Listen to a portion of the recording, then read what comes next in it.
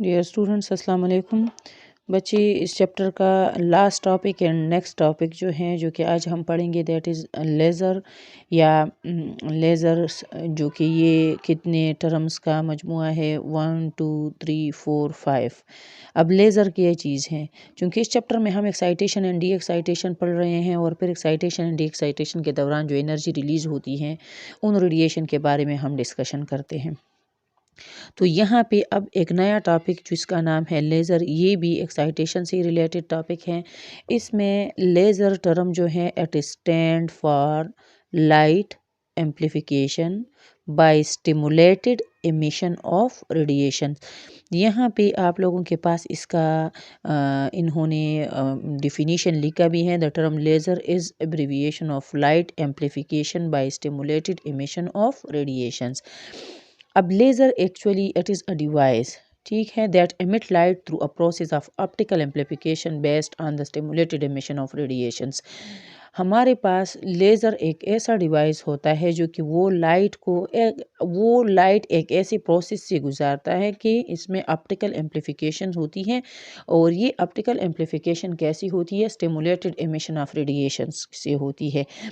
अब बच्चे, अगर लेज़र को आप लोग समझना चाहते हैं कि व्हाट इज़ लेज़र, जिसका एब्रिविएशन भी आप लोगों ने समझ लिया, और ये भी आप लोगों ने पहले समझ लिया है कि जब हमारे पास ऑर्डिनरी लाइट होती हैं तो उसमें हमारे पास डिफरेंट फ्रिक्वेंसीज़ होती हैं, डिफरेंट वेवलेंथ्स होती हैं, जिसमें विजिबल रेंज में भी वेवलेंथ्स होती हैं और नॉन विजिबल रेंज में भी वेवलेंथ होती हैं। अब लेज़र जो हैं वो हमारे पास विजिबल रेंज में वेवलेंथ्स होती हैं, और अगर इसको आप ऐसा ऑपरेट करो कि माइक्रोवेव और रेडियो वेव्स के फॉर्म में ऑपरेट हो जाए, लाइट एम्प्लीफाई हो जाए, तो उसको मेज़र फिर बोला जाता है। Measure mean microwaves amplification of stimulated emission by emission of radiations जो है दैट इज़ मेज़र, ठीक है। अब जब लेज़र को आप लोग समझती हैं तो सबसे पहले आप लोगों ने टू टर्म समझना होगा। एक तो स्टिमुलेटेड एमिशन और एक पॉपुलेशन इन्वर्जन। यानी मीन्स कि लेज़र एक ऐसे प्रोसेस से गुजरता है जिसमें हमारे पास स्टिमुलेशन प्रोसेस होती है और पॉपुलेशन इन्वर्जन होता है। अब जो है हमारे पास बच्चे स्टिमुलेशन जो एक होते हैं ना हमारे पास, अब टू टाइप ऑफ एमिशंस होती हैं रेडिएशंस की। जब किसी एटम को एक्साइट कर दिया जाए तो उसकी हमारे पास फिर टू टाइप्स ऑफ एमिशंस होती हैं। एक होता है स्टिमुलेटेड एमिशन और दूसरा हमारे पास होता है स्पॉन्टेनियस एमिशन। अब what is stimulated emission? Spontaneous emission. Spontaneous emission बच्चे ये होता है कि अगर आपके पास फॉर एग्जांपल किसी ग्राउंड स्टेट में एक इलेक्ट्रॉन होता है और उसी इलेक्ट्रॉन को बाहर से एनर्जी दी गई है, हमारा इससे कोई काम नहीं है कि एनर्जी किसने दी है, लेकिन इस एटम को एक्साइट कर दिया गया है और ये एक्साइटेड स्टेट में ये इलेक्ट्रॉन है। अब ये इलेक्ट्रॉन इस एक्साइटेड स्टेट में कुछ टाइम के लिए रहेंगे और फिर ये बाउंस बैक होकर वापस आ जाएंगे अपने इनिशियल स्टेट में और एनर्जी रिलीज करेगा। इस प्रोसेस को स्पॉन्टेनियस एमिशन कहा जाता है। स्पॉन्टेनियस मीन्स खुद ब खुद। यहाँ पे आपको बता रहे हैं कि एक एक्साइटेड एटम होता है, ये हिस्टेरिक जो ऊपर स्टार की तरह लगा हुआ है, this is the sign of excited atom. जिस न्यूक्लियाई या एटम के ऊपर ये साइन हो तो समझे कि ये एक्साइटेशन का साइन है। कोई एक्साइटेड एटम हो तो ये एटम जब डी एक्साइट हो जाता है तो क्या करता है, ये साथ में फोटॉन्स एमिट करता है। ये प्रोसेस हमारे पास होते हैं स्पॉन्टेनियस एमिशन। दूसरा आपको क्या समझना चाहिए कि हमारे पास एक हो इंड्यूस ऑब्जर्प्शन। अब इंड्यूस ऑब्जर्प्शन क्या है? इंड्यूस ऑब्जर्प्शन ये है कि इंडक्शन प्रोसेस से, यानी कि हम लोग क्या करें कि किसी एटम को उसके ग्राउंड स्टेट में या कोई स्टेबल स्टेट जो होता है उसमें आप बाहर से एनर्जी दो, ये एटम एनर्जी ऑब्जर्व करके एक्साइट हो जाएगा और फिर एक्साइटेड स्टेट में इलेक्ट्रॉन भेजवा के फिर ये डी एक्साइट हो जाएगा। और इस दौरान वो क्या करेगा, एटम ऑब्जर्व करेगा फोटॉन को और ये एक्साइट हो जाएगा। इस प्रोसेस को बोला जाता है, यहाँ पे जो आपने पढ़ लिया, ये इंड्यूस ऑब्जर्प्शन होता है। फिर हमारे पास क्या होता है, स्टिमुलेटेड एमिशन। अब स्टिमुलेटेड एमिशन ये स्पॉन्टेनियस एमिशन से डिफरेंट है। स्पॉन्टेनियस एमिशन में तो एटम एक्साइटेड स्टेट में चला जाता है और फिर डी एक्साइट होकर एनर्जी रिलीज करते हैं। स्टिमुलेटेड एमिशन में क्या होता है कि एक एक्साइटेड एटम हो, जैसे ये आपने स्पॉन्टेनियस वाले में पढ़ लिया, एक एक्साइटेड एटम हो और यही एक्साइटेड एटम क्या करे कि इसको मज़ीद आप एनर्जी दे दो, फोटॉन्स दे दो, यानी उस एक्साइटेड एटम को। तो एक्साइटेड स्टेट से आगे कोई और स्टेट तो नहीं होता ना, ये एक सेल्फ मेड स्टेट होता है जो इंसान क्रिएट करवाते हैं और इस एटम से इन इलेक्ट्रॉन को उस स्टेट में भिजवा देते हैं। उस स्टेट को मेटास्टेबल स्टेट बोला जाता है, आगे आप लोग पढ़ेंगे। तो एटम जब एक्साइटेड हो और वो मज़ीद एनर्जी एक्सेप्ट करे, तो फिर ये जब डी एक्साइट हो जाता है तो वो एटम स्टेबल हो जाते हैं और साथ में ये फोटॉन्स एमिट करते हैं, लेकिन डबल फोटॉन्स एमिट करते हैं।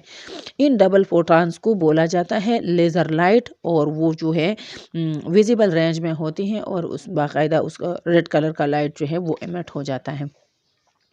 अब हमारे पास जो है लेज़र एक्शन की चीज़ है। जब आपने स्टिमुलेटेड एमिशन समझ लिया और इंड्यूस अब्जर्प्शन समझ लिया, तो फिर लेज़र एक्शन होगा। अब लेज़र एक्शन में क्या होता है बच्चे कि हमारे पास एक ट्यूब होता है, ये वाला, ठीक है। इस ट्यूब के एक एंड पे आपके पास रिफ्लेक्टेड मिरर लगा हुआ होता है, जो कि फुली पॉलिश्ड रिफ्लेक्टेड मिरर होता है। दूसरा यहाँ पे हमारे पास पार्शियली पॉलिश्ड मिरर होता है। होता ये है कि इस ट्यूब के अंदर एक एटम को एक्साइट करवा दिया जाता है। जब एटम एक्साइट हो जाता है तो डी एक्साइटेशन के दौरान वो डबल या ट्रिपल टाइम्स एनर्जी रिलीज करता है, और वो एनर्जी जो है वो रेडिएशन के फॉर्म में जब इधर आ जाती हैं, वो रेडिएशन जो इस मिरर से टोटली रिफ्लेक्टेड बैक हो जाते हैं और चले जाते हैं यहाँ पे पार्शियली पॉलिश्ड मिरर के तरफ। इस पार्शियली पॉलिश्ड मिरर से फिर वो एस्केप आउट कर जाते हैं वो रेडिएशंस, और बाहर हमें नज़र आते हैं लेज़र लाइट के फॉर्म में। अब ये जो बच्चे रिफ्लेक्टेड लाइट बीम जो होती हैं, ये फर्दर फिर अगेन एंड अगेन ये प्रोसेस जारी रखते हैं और हमारे पास एक कोहेरेंट लाइट के फॉर्म में जो है मोनोक्रोमेटिक लाइट आ जाते हैं, जिसका कलर रेड कलर का होता है। अब बच्चे ये है कि ये लेज़र एक्शन तो अकर होगा, लेकिन इस लेज़र एक्शन के अकर होने के लिए ये जो मॉडल ऊपर पेश कर दिया गया, इसके अकर होने के लिए यहाँ पे हमारे पास कुछ डिफ़िकल्टीज सामने आ जाते हैं। वो डिफ़िकल्टी क्या है? एक डिफ़िकल्टी तो बच्चे ये है कि हम कैसे एक्साइटेड स्टेट में इलेक्ट्रॉन को इस चीज़ के लिए पाबंद रखेंगे कि वो स्टिमुलेटेडली एमिटेड हो जाए, यानी स्टिमुलेशन एमिशन तो हमारे मर्ज़ी से होगा, तो उसको वहाँ पे पाबंद करने के लिए एक्साइटेड स्टेट का लाइफ टाइम ज़्यादा करना पड़ेगा। हालांकि किसी भी एटम में उसका एक्साइटेड स्टेट जो होता है बच्चे, वो क्या होता है, वो इस चीज़ के लिए पाबंद नहीं होता है कि इलेक्ट्रॉन वहाँ पे आपकी मर्ज़ी से रहेगा। उसका लाइफ टाइम उधर होता है 10⁻⁸ सेकंड। अब हमें चाहिए कि लाइफ टाइम ज़्यादा हो, तो एक डिफ़िकल्टी ये है। दूसरी डिफ़िकल्टी ये है कि अगर एक एटम हमारे पास एक्साइटेड स्टेट में हो, ठीक है, और उसको आप ग्राउंड स्टेट पे भिजवा रही हैं, तो उसके लिए आपने बाहर से एनर्जी देनी होगी, क्योंकि स्टिमुलेशन एमिशन तब होगा जब यहाँ पे जो हमने पढ़ लिया ना, हम बाहर से एनर्जी देंगे, तो बाहर से एनर्जी देते हुए वो तो ऊपर चला जाएगा बजाय इसकी कि वो नीचे आ जाए। तो फिर ये दो डिफ़िकल्टीज़ जो हैं हमारे पास कब ओवरकम होंगे, ये प्रॉब्लम्स कब सॉल्व होंगे, जब हम क्या चीज़ समझे, हम मेटास्टेबल स्टेट समझे। एक एक्साइटेड स्टेट होता है और एक मेटास्टेबल स्टेट होता है। एक्साइटेड स्टेट वही होता है जिसमें एटम को आप एक्साइट करके इलेक्ट्रॉन अपर शेल में चला जाए, कुछ टाइम के लिए उधर रहते हुए वापस आ जाए। मेटास्टेबल स्टेट जो है, यहाँ पे इसका डिफिनीशन लिखा हुआ है कि the excited state in atom in which electron stay for slightly longer period of time before spontaneously falling to ground state are called metastable state. ऐसा स्टेट जिसमें इलेक्ट्रॉन थोड़ा ज़्यादा टाइम गुजारे और फिर स्पॉन्टेनियसली ये नीचे आ जाए, तो ये हमारे पास होगा मेटास्टेबल स्टेट।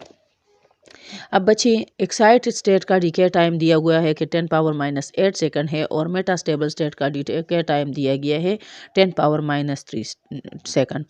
अब अगर हमारे पास हम ऐसा करें कि एक एक्साइटेड स्टेट हम क्रिएट करें और उस स्टेट को हम नाम दे दी मेटास्टेबल स्टेट, तो फिर एक डिफ़िकल्टी तो हमारे सॉल्व हो जाएगी। दूसरी डिफ़िकल्टी क्या है? Population inversion. पॉपुलेशन इन्वर्जन की यह चीज़ है, देखिए, जब हमने एक्साइटेड मेटास्टेबल स्टेट हमने बना लिया, तो उसमें फिर स्टिमुलेटेडली हम इलेक्ट्रॉन के तादाद को बढ़ा देंगे। कैसे बढ़ाएंगे कि अगर फॉर एग्ज़ाम्पल नॉर्मल कंडीशन में हमारे पास ये कोई स्टेट है, ठीक है, और इसमें नंबर ऑफ़ इलेक्ट्रॉन जितनी भी हैं, लेकिन ये ग्राउंड स्टेट है। इस एटम को एक्साइट कर दिया गया और यहाँ पे हमारे पास एक मेटास्टेबल स्टेट है। जिसमें हमारे पास सिर्फ 2 इलेक्ट्रॉन हैं। अब ये तो नॉर्मल कंडीशन में होता है, लेकिन पॉपुलेशन इन्वर्जन के साथ क्या होगा कि आप मज़ीद इस एटम को बाहर से एनर्जी दे दो, ताकि क्या हो जाए, इन इलेक्ट्रॉन की तादाद इतनी ज़्यादा हो जाए कि ग्राउंड स्टेट की निस्बत से इन इलेक्ट्रॉन की तादाद ज़्यादा हो जाए। पॉपुलेशन इन्वर्जन मीन पॉपुलेशन का इंक्रीज़ करवाना या पॉपुलेशन का बढ़ा देना। तो जब आप क्या करेगी, आप ग्राउंड स्टेट को इतनी एनर्जी दे दो कि ये मज़ीद इलेक्ट्रॉन को आप एक्साइट करके इस स्टेट में लेकर आओ। तो यहाँ पे देखें ना, मेटा स्टेबल स्टेट में नंबर ऑफ़ इलेक्ट्रॉन्स जो हैं वो ग्राउंड स्टेट की निस्बत से ज़्यादा हो गए। इस प्रोसेस को कहा जाता है पॉपुलेशन इन्वर्जन। बच्चे आप लोग इसको रीड करें। जब आप लोग इसको रीड करेंगे तो तुम लोगों को ज़्यादा क्लियर हो जाएगा, और बहुत सिंपल सा है, तो आसानी से आप समझ पाएंगे। जब आप लोगों ने मेटास्टेबल स्टेट समझ लिया, आप लोगों ने पॉपुलेशन इन्वर्जन समझ लिया, और आप लोगों ने स्टिमुलेटेड एमिशन समझ लिया, तो आगे अब लेज़र एक्शन आएगा, लेज़र पंपिंग। पॉपुलेशन इन्वर्जन जो है ये हम कब कर सकेंगे, इस प्रोसेस को बोला जाता है laser pumping. Laser pumping means कि इलेक्ट्रॉन का आप खुद ही किसी मेटास्टेबल स्टेट में बढ़ा देना, ये लेज़र पंपिंग होता है। यहाँ पे लिखा हुआ है कि the act of energy transfer from an external source. क्या करना होगा कि हम एनर्जी ट्रांसफ़र करेंगे एक्सटर्नल सोर्स से, produce excited state in atom is called laser pumping. आप खुद ही एक एक्साइटेड स्टेट क्रिएट कर रही है जिसका नाम है मेटास्टेबल स्टेट, और इस प्रोसेस को लेज़र पंपिंग बोला जाएगा। अब ये पंप एनर्जी जो है ये आप 2 तरीक़ों से प्रोवाइड करेगी, या तो ऑप्टिकल पंपिंग इसको बोला जाएगा, या फिर इसको इलेक्ट्रिकल पंपिंग बोला जाएगा। मतलब ये है कि जब आप इलेक्ट्रॉन को पॉपुलेटेड इन्वर्ट करवाएगी तो इसके लिए मेटास्टेबल स्टेट की ज़रूरत होगी। ये मेटास्टेबल स्टेट हम क्रिएट करेंगे। कैसे क्रिएट करेंगे कि इलेक्ट्रॉन को या उसी एटम को, या आप लाइट के थ्रू एनर्जी देंगे, या फिर आप इसको इलेक्ट्रिसिटी के साथ कनेक्ट करके एनर्जी देंगे। अब फॉर एग्ज़ाम्पल हमारे पास कोई एटम है, इस थ्योरी में तो सारा के सारा यही एक्सप्लेन हुआ है बच्चे। अगर हमारे पास ये एक एटम है, ठीक है, और इसके ग्राउंड स्टेट में बहुत सारे नंबर ऑफ़ इलेक्ट्रॉन हैं जो कि इनिशियली ग्राउंड स्टेट में है। इस एटम के पास ऊपर हमारे पास 3 और स्टेट्स है, 1 E1 E2 एंड E3। अब बिफोर पंपिंग आपके पास एटम का यही हाल होगा। अब आपने क्या किया कि इसको या तो बाहर से energy in the form of light दे दी, या फिर आपने बाहर से energy in the form of electricity supply की। इस इनर्ट स्टेट से आपने इलेक्ट्रॉन को निकाल दिया, तो कुछ चले गई E1 में, कुछ चले गई E2 स्टेट में, और कुछ चले गई E3 स्टेट में। यानी मीन्स कि आपने इन तीनों स्टेट्स में इलेक्ट्रॉन को एक्साइट कर दिया गया। ठीक है, अब जो हाईएस्ट स्टेट है, जो कि एक मोस्ट एक्साइटेड स्टेट है, जस्ट आफ्टर पंपिंग इसके इलेक्ट्रॉन जो है 10⁻⁸ सेकंड के लिए रोकेंगे, और फिर यही सारे के सारे इलेक्ट्रॉन इसी स्टेट से आके E2 स्टेट में आ जाएंगे। इस दौरान ये एनर्जी रिलीज़ करेंगे। E2 स्टेट में आके आप लोगों को नज़र आ रहा है कि E1 स्टेट के इलेक्ट्रॉन डी एक्साइट हो कि E0 स्टेट में आ जाएंगे, और E3 स्टेट के इलेक्ट्रॉन डी एक्साइट हो कि E2 स्टेट में आ जाएंगे। सही हो गया। तो हमारे पास यहाँ पे देखिए, population of an electron will be increases in state E2 as compare to state E1।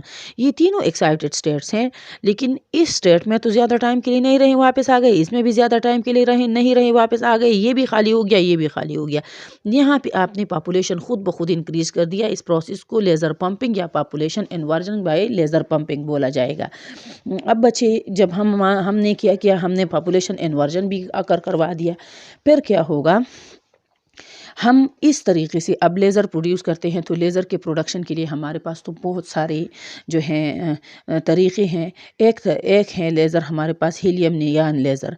Helium neon laser means कि जो ट्यूब आप लोगों ने पहले पढ़ लिया ये वाला, इसके अंदर, इस ट्यूब के अंदर आप कौन सा गैस यूज़ करेंगे, एक हीलियम और एक नियॉन। तो हीलियम को आपने 85% लेना होगा, नियॉन को आपने 15% लेना होगा। यानी ये प्रोसेस जो है ना, ये वाला प्रोसेस जो बिफोर पंपिंग है, इसमें excitation just after pumping helium में होगा, और फिर जो एक्शन होगा वो नियॉन में होगा। कंबाइन है ये दोनों। तो क्या आपको बता रहे हैं कि हमारे पास जो है helium and neon have identical metastable state. Helium और नियॉन एटम्स के बीच में जो मेटास्टेबल स्टेट होंगी वो आइडेंटिकल होंगी, और उनकी एनर्जी क्या होगी, 20.61 electron volt and 20.66 electron volt. यहाँ पे बच्चे आप लोग देख लें, ये देखिए हमारे पास ये हीलियम एटम है, इसका E0 ग्राउंड स्टेट होगा और एक्साइटेड स्टेट इसका होगा E2। इसके बीच में जो एनर्जी गैप है दैट इज़ 20.61 इलेक्ट्रॉन वोल्ट। यहाँ पे जो नियान गैस है उसका जो मेटा स्टेबल स्टेट E2 है, इसकी एनर्जी हो जाएगी हमारे पास कितनी, 20.66 इलेक्ट्रॉन वोल्ट इसके टोटल एनर्जी गैप होगा। अब इस नियान एटम के पास एक और स्टेट है जिसका नाम है E1, सही है। अब हमने क्या करना होगा कि इनिशियली इस हीलियम एटम को आप एक्साइट करिए। जब आपने एक्साइट किया तो ये इलेक्ट्रॉन यहाँ पे आएगा E2 स्टेट में। E2 स्टेट में यही एक्साइटेड हीलियम एटम इस ट्यूब के अंदर क्या करेगा, ये एक्साइटेड हीलियम एटम इस ट्यूब के अंदर जो है कोलाइड करेगा विद नियान एटम। नियान एटम के साथ जब ये कोलिजन अकर करेगा तो ये क्या करेगा कि इसके स्टेट में से इलेक्ट्रॉन्स को ये भिजवाएगा E2 या मेटास्टेबल स्टेट में। मेटास्टेबल स्टेट में जब इसके इलेक्ट्रॉन आएंगे तो यूँ समझे कि इसके एक्साइटेड एटम ने 20.61 इलेक्ट्रॉन वोल्ट एनर्जी नियान को दे दी और नियान के एलिमेंट को एक्साइट करके इधर भिजवा दिया, लेकिन यहाँ पे 20.61 है और यहाँ पे 20.66 है, तो 0.5 इलेक्ट्रॉन और 0.5 इलेक्ट्रॉन वोल्ट एनर्जी मज़ीद चाहिए। तो ये 0.05 इलेक्ट्रॉन वोल्ट एनर्जी जो है ये इसी हीलियम एटम के इलेक्ट्रॉन मज़ीद इस नियान एटम को डिफरेंट कोलिजन के दौरान दे देगा। तो टोटल एनर्जी आ जाएगी हमारे पास 20.61 electron volt and 20.05 electron volt. ये दोनों एनर्जीज कंबाइन करके एटम को भिजवाएगा E2 स्टेट में। E2 स्टेट में ये 10⁻³ सेकंड के लिए रहेगा, मेटास्टेबल स्टेट है, और इधर से फिर डी एक्साइट हो कि E1 में आ जाएगा और ये एनर्जी रिलीज करेगा, क्योंकि एक एनर्जी इसका वाला रिलीज करेगा और एक एनर्जी इसका वाला रिलीज करेगा, तो डबल एनर्जी, यानी कि एक हीलियम एटम की एक्साइटेड एनर्जी और एक नियान एटम की एक्साइटेड एनर्जी वो रिलीज करेगा, और इसका वेवलेंथ जो है वो विजिबल रेंज में होगा और हमारे पास जो है क्या आ जाएगा, लेज़र प्रोसेस कंप्लीट हो जाएगा। अब जो एनर्जी है इसी से हम वेवलेंथ मालूम कर रहे हैं कि हमारे पास कितनी वेवलेंथ की लाइट जो है ये एमिट हो चुकी है। तो energy between two state E2 minus E1 हो जाएगा, जो कि इनके बीच में डिफरेंस है हमारे पास 1.96 इलेक्ट्रॉन वोल्ट, ठीक है। ये यही एनर्जी ये रिलीज़ कर रहा है। तो हमारे पास यहाँ पे आप 1.96 इलेक्ट्रॉन वोल्ट के लिए इलेक्ट्रॉन की जगह 1.6 × 10⁻⁻19 लगा दी, और वोल्टेज आप कितना सप्लाई कर रहे हैं, और फिर आप यहाँ पे आपके पास जॉल में जवाब आएगा। इसी से आप जो है वेवलेंथ ऑफ इलेक्ट्रॉन मालूम करेगी, जो कि 6.334 × 10⁻⁷ मीटर या 633.4 नैनोमीटर होगी, जो कि ये है वेवलेंथ ऑफ रेड कलर। और जो लेज़र लाइट इमिट होगा इस दौरान तो वो रेड कलर का होगा। जी बच्चे, फिर आगे जो है आपके पास 327 पेज पे लेज़र एंड ऑर्डिनरी लाइट में फ़र्क का बता दिया गया है कि आम लाइट और लेज़र लाइट में क्या फ़र्क है, और फिर इसके एप्लीकेशन बता दिए गए हैं। तो ये मैं आप लोगों को वॉइस क्लिप में फिर भिजवा देती हूँ।